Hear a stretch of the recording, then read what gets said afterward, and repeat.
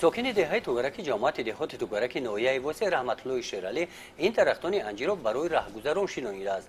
حاصل درختان را مرتبه چهارم جمع‌آوری نماید هم میوه آن کم نمیگردد.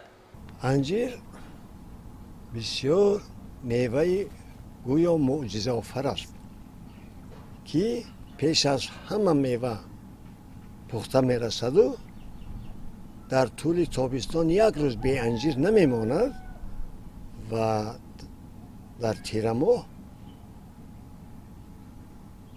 پختگیش میپزد، ناپختش در شاخش سرد میزند.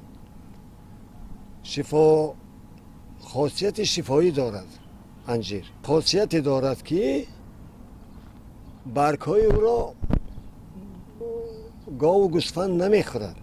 برای همین با مردمان جمهوری مصلحت میدادم که در هر کجایی که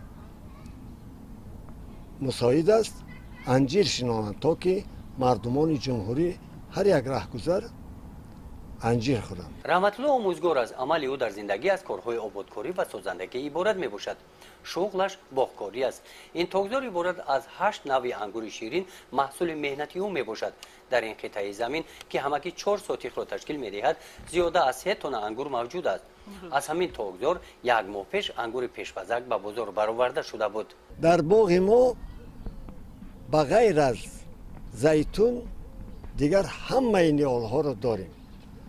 2 دفعه کوشش زیتون هم کردیم ولیکن زیتون از ایران آورده شده بود تا شناندیم تا پرورش کردیم که خشک شده است.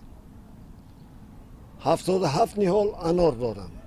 زیاده از 50 نهال انگور دارم. 31 نهال انجیر دارم و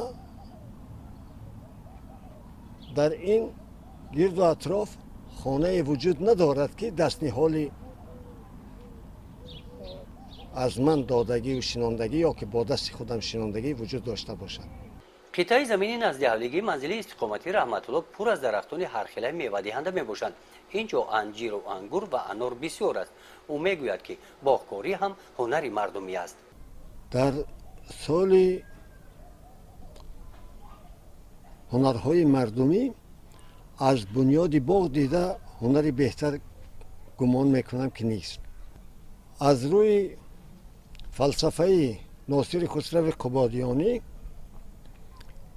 آمده است که کسی در عمرش بار درخت نشنانده است او در حساب مفتخران داخل می شود. رحمت الله شیرالی همچون باغکار در استفاده ثمرناک زمین استحصال میوه‌های از جهت اکولوژی تازه بهتر نگاه داشتن وضع اکولوژی محلی زیست سهم ارزنده خود را گذاشته است. گزارش خواجه نظریف خدای نظر ظهورов از ناحیه واسه برای برنامه اطلاعاتی نوید.